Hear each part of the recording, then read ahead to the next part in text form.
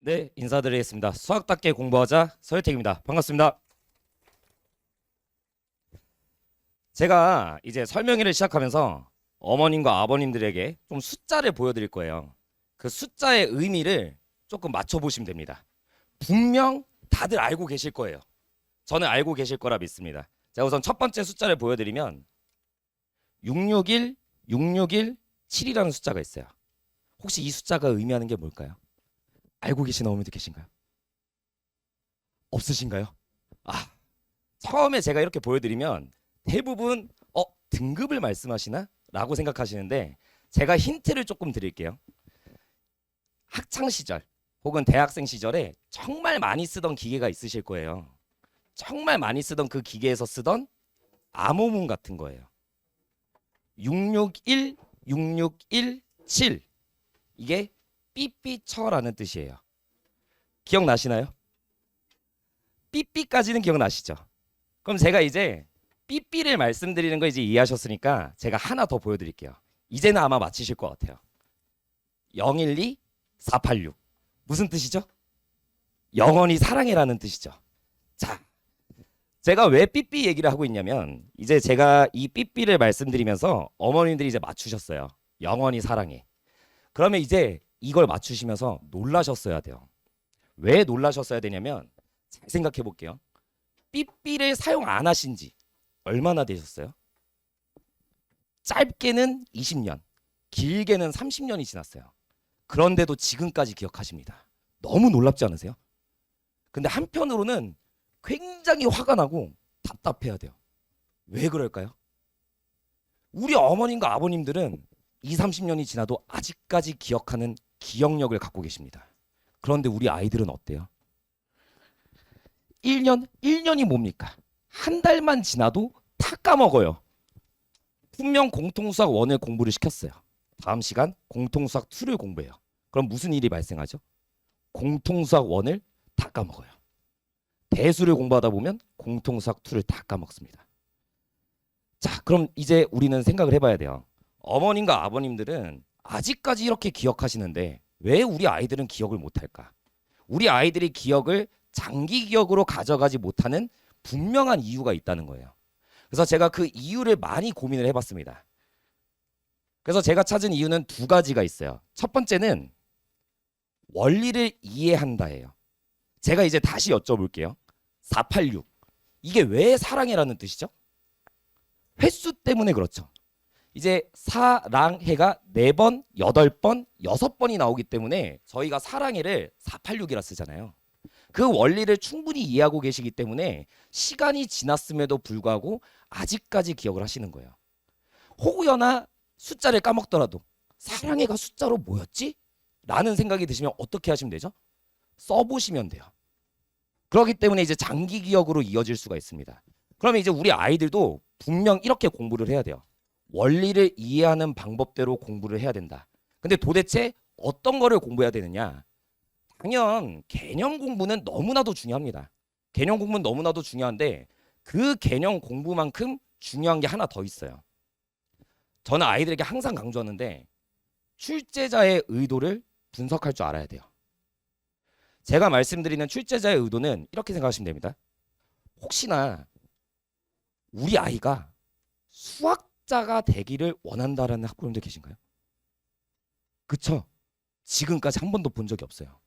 수학자가 되기를 원하신다면 이런 방법이 아니에요. 근데 우리 어머님과 아버님들이 원하시는 건 어떤 거죠?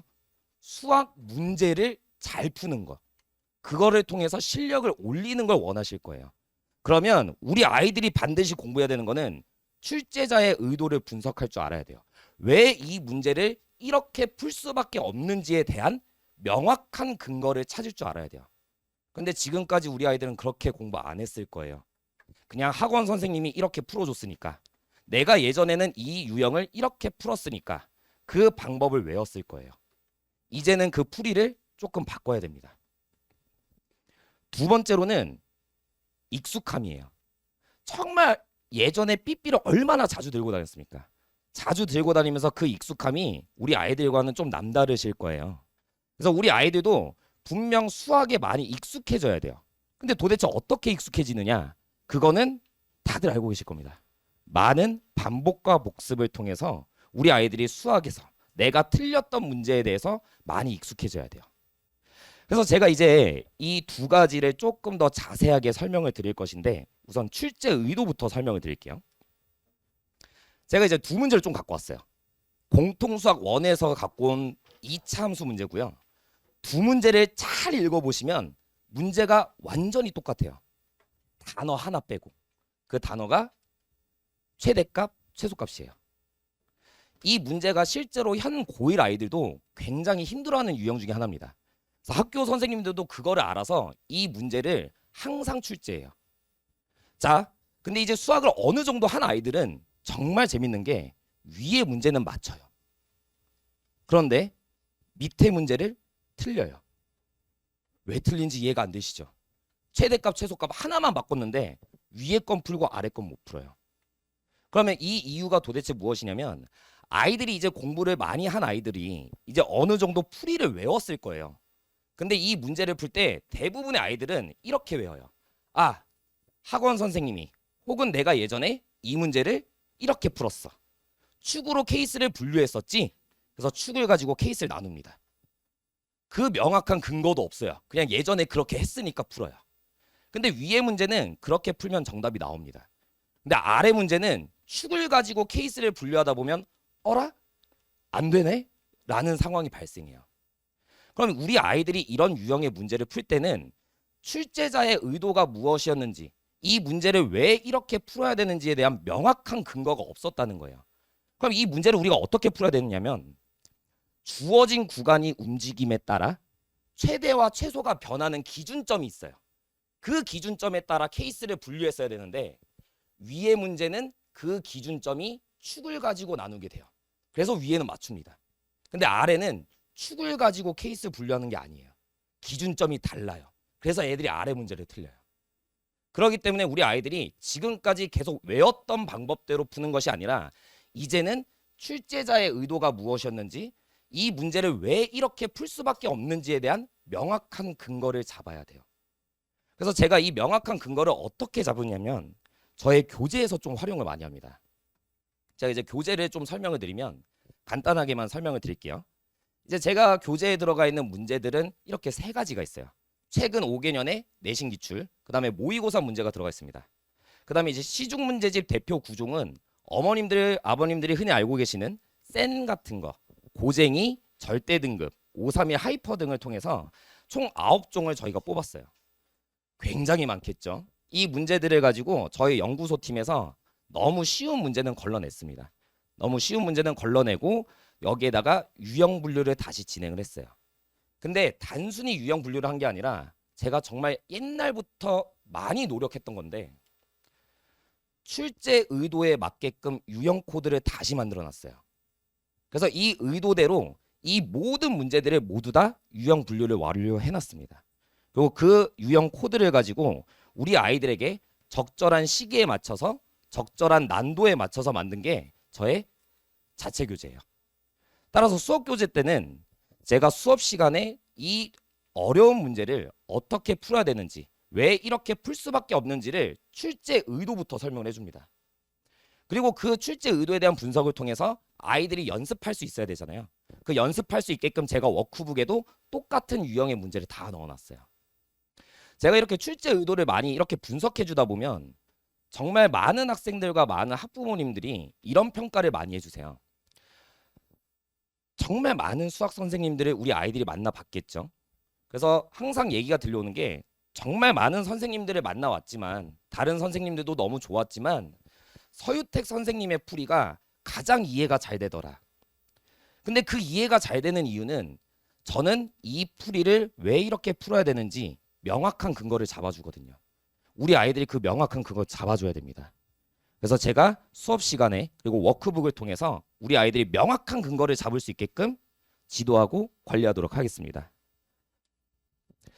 반복과 복습이 너무나도 중요하다는 거는 우리 어머님과 아버님들도 당연히 아실 거예요.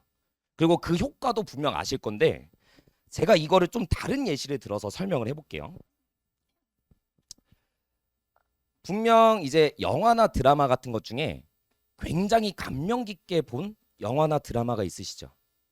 근데 그런 영화나 드라마는 보통 한 번으로 끝나진 않아요. 두 번 보기도 하고 세 번 보기도 하고 정말 많게는 한 5번 정도 보죠.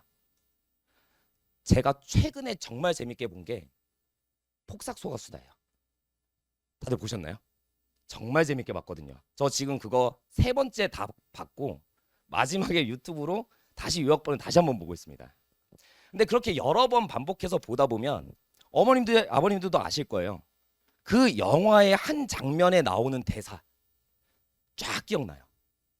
저도 폭삭소가수다에서 뭔 대사가 가장 많이 기억에 남냐면 부상길이 캐릭터 아시나요? 부상길이가 이제 이런 대사가 있어요. 그 양은명이 좀 억울하게 누명을 좀 씌웠잖아요. 그래서 이제 다들 도와주고 있는데 부상길이 처음에 안 도와줘요. 그래서 이제 와이프한테 너만 생각 있어? 나도 생각 있어. 내가 더 생각 있어 하면서 화내는 장면이 있어요. 기억나시나요? 저 그 장면 너무 재밌게 봤거든요. 그 대사가 아직도 기억나요. 기억 유지와 강화가 된다는 거죠. 분명 우리 아이들도 수학 공부를 하다 보면 많은 반복과 복습을 통해서 이 문제 그치 이거의 근거에 따라서 이렇게 풀 수밖에 없었어 라는 기억 유지와 강화가 된다는 거예요. 그 다음 두 번째로는 깊은 이해로 연결이 돼요. 우리가 분명 영화나 드라마 보다 보면 처음 봤을 때 해석이랑 두 번째 봤을 때 해석이 달라요. 제가 이제 부상길이 캐릭터 좀 설명을 드리자면 아까 전에 그 장면이에요. 처음에 안 도와주잖아요. 그 부상길이가 처음에 안 도와줘서 아이 저 나쁜 아빠 이러면서 저도 계속 보다가 마지막에 결국에는 도와줍니다. 그 도와주는 장면이 나와요. 그 경찰에게 다가가서 좀 이런 말씀 드려도 될지 모르지만 슬며시 이렇게 하나 건네주잖아요. 그 장면이 나오죠. 그래서 저는 그 장면을 보면서 그 생각을 했어요. 처음에는 결국에는 뒤에서 도와줬네. 부끄럼 많은 아빠였구나. 그렇게 봤습니다. 근데 이제 두 번째 봤을 때는 좀 해석이 달라져요. 두 번째 봤을 때는 다른 사람들은 어떻게든 합의금을 주려고 해요. 근데 그 합의금을 준다는 건 죄를 인정한다는 거죠. 근데 그러다 보면 빨간 줄이 그어지게 되고 취업이 힘들어져요. 그래서 실제 양은명이가 그 뒤에 떡을 팔고 다녀요. 근데 부상길이는 그거 알았던 거예요. 합의금을 준다는 건 죄를 인정한다는 거니까 그렇게 도와주면 안 된다. 진짜 범인을 잡아야 된다. 그래서 경찰에게 도움을 부탁했던 거예요. 전 그렇게 해석을 했어요. 그렇게 깊은 이해로 연결이 되는 것처럼 우리 아이들도 분명 수학 문제를 풀 때는 처음에는 이 방법대로 풀어요. 그러다가 두 번째 풀 때는 이 문제를 그래프적으로도 해석할 수 있네. 그럼 이렇게도 한번 풀어볼까? 그럼 그래프로 푸는 게 훨씬 쉽네. 좀 더 깊게 이해가 됩니다. 그럼 이 문제가 가지고 있는 의미가 뭘까? 그걸 또 한번 생각하게 돼요. 그래서 수학 문제를 반복과 복습을 한다는 거는 깊은 이해로 연결된다는 게 가장 중요하고 그 깊은 이해로 연결되다 보면 당연히 성적 향상에 도움이 될 수밖에 없어요. 그다음에 이제 마지막으로 부족한 단원의 판단은 이렇게 생각하시면 돼요. 실제로 저도 학창 시절에 제가 틀린 문제 저 5번 이상 반복했습니다. 근데 제가 5번 이상 반복하면서 저는 항상 뭘 찾았냐면 내가 이 문제를 왜 틀렸는가 그 이유를 찾았어요. 그럼 보통의 이유가 엄청 많겠죠. 내가 계산 실수를 했다. 혹은 조건을 맨 처음에 나온 아이를 안 읽었다. 그럼 조건을 안 읽었다면 그 다음에 문제를 풀 때는 내가 어떻게든 조건부터 제대로 읽을 거야. 그 부족한 점을 저는 항상 찾았어요. 그리고 제가 그걸 항상 보완해서 저는 고등학교 학창 시절에 저희 학교가 이제 사설 모의고사까지 항상 봐서 매년 10번의 모의고사를 봤어요. 그러면 이제 수능까지 하면 30번의 모의고사까지 좀 본 건데 그 중에 1등급을 놓친 적이 없습니다. 근데 제가 수학을 잘해서가 아니라 저는 반복과 복습을 통해서 저의 부족한 점을 엄청나게 보완을 많이 했어요. 그 결과가 저는 시험의 성적으로 나왔습니다. 이제 제가 반복과 복습을 우리 아이들의 수업 때는 어떻게 적용하는지 좀 설명을 드리면 제가 7월 달부터 10월 달까지는 미니 테스트가 진행이 될 거예요. 근데 그 미니 테스트 같은 경우는 제 수업 내용, 그 다음에 수업 교재와 워크북을 기반으로 출제가 됩니다. 그래서 수업 교재와 워크북에 나왔던 문제들을 제가 적절하게 변형해서 출제할 거예요. 그러면 우리 아이들이 복습만 잘한다면 당연히 성적이 잘 나오겠죠. 그럼 제가 이걸 통해서 노리는 건 뭐냐면 아이들이 스스로 느끼게끔 하는 게 목적이에요. 내가 복습을 했더니 좋은 성적이 나와. 그러면 성취감을 얻겠죠. 그리고 그 성취감을 얻게 되면 자연스레 스스로 복습을 많이 하게 됩니다. 그래서 저의 목적이 첫 번째는 미니 테스트를 통해서 우리 아이들을 복습을 시키는 거예요. 두 번째로는 개인별 오답 노트를 제가 매번 제공해 드릴 겁니다. 이제 제가 우리 아이들이 과제를 제출하게 되면 이제 제가 수업하는 그 시간 동안 저의 조교팀들이 우리 아이들의 오답 노트를 만들어 줄 거예요. 그래서 우리 아이들이 틀린 문제, 과제에서 틀린 문제, 혹여나 과제에서 좀 어려웠던 문제 있으면 그 어려웠던 문제까지, 그 다음에 테스트의 오답 문제까지 모두 다 모아서 개별적으로 제가 만들어 드릴 거예요. 그리고 이 오답 노트는 당연히 다음 시간에 추가 숙제로 이어집니다. 그럼 이제 우리 아이들이 워크북을 총 몇 번 반복하게 되냐면 제가 처음에 숙제를 나가게 되겠죠. 근데 제 숙제는 항상 문제를 풀고 채점하고 틀린 거를 고쳐오는 것까지가 숙제예요. 그래서 틀린 거를 고치는 것까지 오답을 한번 하고 오답 노트를 통해서 다시 한번 오답을 진행할 거예요. 그렇게 해서 총 3번의 복습을 할 수 있게끔 제가 커리를 좀 잡아놨고요. 이 중에서 이제 아이들이 해결 안 된 문제들이 있을 거예요. 근데 그 해결 안 된 문제들을 아이들이 클리닉 시간에 와서 수업 전 혹은 수업 후에 질문을 받거나 주말 클리닉을 통해서 저희가 어떻게든 다 해결을 할 겁니다. 이제 이렇게 아이들이 문제를 많이 고민하다 보면 이런 효과가 발생을 해요. 제가 이제 우리 아이들이 수학 문제를 풀 때 고민을 좀 안 하는 경우들이 많은데 수학 문제를 충분히 많이 고민하고 질문을 하게 됐을 때 효과가 적절한 힌트 하나만 던져줘도 돼요. 그러면 아이들이 아! 하는 순간이 와요. 근데 그 아가 우리 아이의 실력을 올리는 순간이에요. 그것 때문에 저는 이제 아이들에게 틀린 문제를 질문할 때는 충분히 고민하고 수업 후에 질문하거나 아니면은 클리닉 시간에 와서 그때까지 고민해서 갖고 와봐라. 그러면 제가 적절한 힌트를 던져주면서 아이들의 오답이 진행이 될 겁니다. 그 다음에 이제 여기는 제가 적지는 않았는데 공통수학 1, 2에 대한 얘기도 제가 추가 과제는 같이 드릴 거예요. 공통수학 1, 2는 너무나도 중요해서 제가 그 추가 과제는 왜 중요한지를 제가 좀 이따가 같이 설명을 드릴게요. 이제 고1 커리큘럼이랑 이제 시간표를 좀 설명을 드릴 건데 제가 7월 달에 진행하는 반이 대수 실력반이에요. 그 다음에 이제 이어지는 연결반으로는 미적분 실력반이 진행이 됩니다. 이제 대수 실력반에서 진행하는 수업의 내용은 아까 전에 제가 강조드렸듯 출제 의도에 대한 분석을 좀 위주로 수업이 될 거예요. 그래서 단순한 개념 수업은 아니라서 대수를 처음 공부하는 학생은 조금 힘듭니다. 그래서 적어도 한 번 수강한 학생들이 수강하기에 적합한 난이도라고 보시면 될 것 같고요. 그렇기 때문에 입반 테스트가 있어요. 근데 이제 입반 테스트가 있다 보면 어머님과 아버님들이 좀 많이 궁금해하시는 게 있어서 간단하게 설명을 드릴게요. 우선 대부분 질문하시는 게 첫 번째, 난이도를 많이 여쭤보세요. 제가 난이도부터 설명을 드리면 이제 대수 실력반에서 진행하는 거는 분명 우리 아이들 아직 예비 고1이잖아요. 그럼 현 고2나 고3 애들처럼 최고 난도 문제를 푸는 그런 반이 아니에요. 제가 아까 말씀드렸듯 이제는 명확한 근거를 찾는 수업을 해야 돼요. 그렇기 때문에 대수의 개념을 어느 정도 알고만 있다면 충분히 이해할 수가 있습니다. 그래서 입반 테스트의 난이도는 시중 문제집으로 좀 설명을 드리자면 센 B단계 정도를 무난하게 풀 수 있다면 분명히 합격할 수 있는 난이도라고 보시면 될 것 같아요. 그 다음에 이제 두 번째로 많이 질문해 주시는 게 우리 아이 대수까지는 그래도 공부했는데 미적분을 아직 한 번도 안 했어요. 그러면 이거 못 보나요? 라고 하시는 어머님들도 계세요. 그래서 제가 비율까지 좀 적어놨습니다. 대수가 60에서 70% 들어가고요. 미적분은 3, 40%만 입반 테스트에 들어갈 거예요. 대수까지만 공부하더라도 입반은 가능합니다. 대신에 미적분을 공부 안 하셨다면 여름방학에 제가 이제 미적분 1 개념 특강이 열릴 거예요. 이 개념 특강은 반드시 필수로 들으셔야 됩니다. 그래야 그 다음 연결되는 미적분 실력반의 수업에서 수업을 이해할 수가 있어요. 그 부분만 조금 이해를 해주시면 될 것 같아요. 이제 두 번째로 11월 달부터 진행하는 게 공통수학 1, 2부터 진행을 합니다. 근데 이제 이렇게 공통수학 1, 2를 11월부터 시작하다 보면 많은 어머님과 아버님들께서 여쭤보시는 게 너무 이른 거 아닌가요? 이때는 조금 더 선행으로 확통까지 끝내놓고 한 2월 달쯤 공통수학 1을 시작해도 되지 않을까? 라는 고민하시는 어머님들이 많으셔서 제가 좀 추가적인 설명을 드릴게요. 이 동네는요. 학교 내신이 엄청나게 어렵습니다. 혹시 우리 아이가 첫째다 하시는 어머님들 계신가요?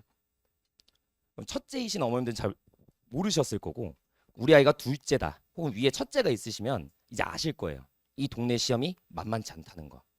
근데 이게 다른 지역과 비교해서 정말 만만치 않다는 거예요. 제가 다른 지역에 대해서 좀 설명을 드리면 제가 이제 강의를 생각보다 어린 나이에 시작을 했습니다. 제가 이제 23살부터 강의를 시작했는데 당연히 처음 시작은 대치동이 아니었겠죠. 23살에 어떻게 대치동에서 수업을 합니까? 제가 이제 처음에는 제가 용인 사람이에요. 그래서 용인에서 이제 제가 학원을 좀 수업을 했었는데 그때 당시 아이들이 저한테 이런 적이 있어요. 시험 끝나자마자 막 달려와요. 시험지를 들고. 선생님 진짜 너무 어려웠어요.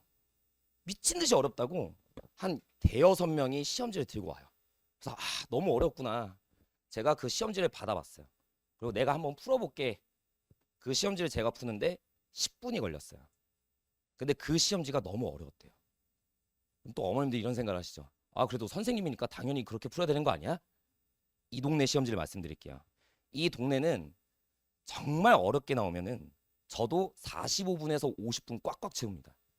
그 정도로 어렵게 나와요. 그럼 저도 풀면서 느껴요. 이걸 아이들한테 시간 내에 풀게끔 냈다고? 와, 그럼 그 시험의 1등급 컷이 몇 점일까요?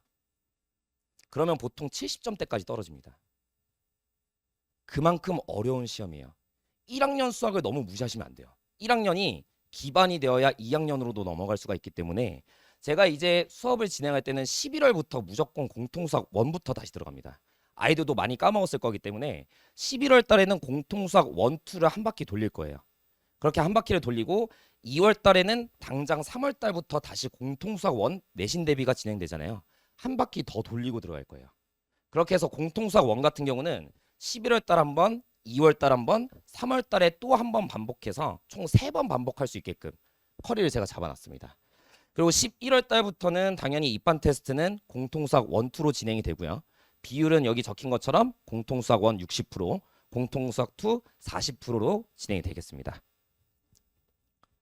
이제 마지막으로 이제 시간표 설명드릴 건데 이제 제가 진행하는 정규반은 7월 12일 토요일 시작으로 수토반이 이제 시작이 될 거예요. 이제 수토반의 정규반이 시작이 되고 이제 아까 전에 클리닉이 있다고 말씀드렸잖아요. 이제 제가 학기 중에는 클리닉을 주말에 진행을 합니다. 그래서 토요일과 일요일 중에 반드시 한 번은 필참해야 돼요. 이제 아이들이 몰랐던 문제를 해결하는 시간이기 때문에 우리 어머님, 아버님들께서 시간표를 짜주실 때도 한 번은 참석할 수 있게끔 시간표를 좀 고려해 주시면 될 것 같아요. 그 다음 이제 방학 기간에는 제가 클리닉을 조금 많이 확장합니다. 그래서 방학 기간에는 월요일부터 토요일까지 1시 반부터 5시에 클리닉이 시작이 될 거예요. 이제 제가 준비한 설명에는 여기까지고요. 이제 우리 아이들이 문제를 풀 때 명확한 근거를 좀 잡아가며 문제를 풀 수 있게끔 제가 수학답게 가르치도록 하겠습니다. 지금까지 수학답게 공부하자 서유택이었습니다. 감사합니다.